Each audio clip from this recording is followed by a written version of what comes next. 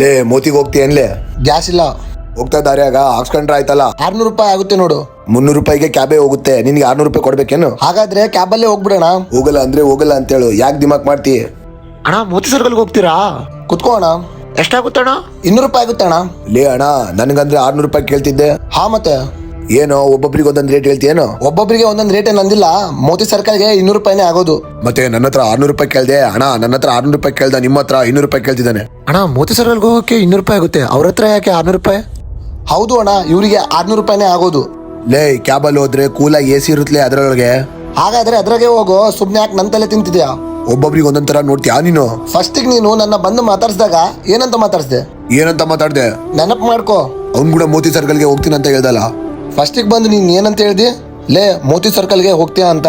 ಆದ್ರೆ ಅಣ್ಣ ಮೋತಿ ಸರ್ಕಲ್ಗೆ ಹೋಗ್ತೀರಾ ಅಂತ.